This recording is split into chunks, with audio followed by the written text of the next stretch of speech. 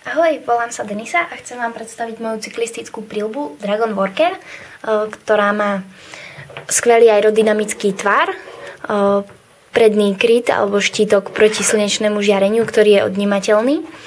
Má zadné mikroregulačné koliesko na nastavenie veľkosti, v ktorom je tiež ukrytá zadná blikačka, červené svetlo, čo je veľmi praktické.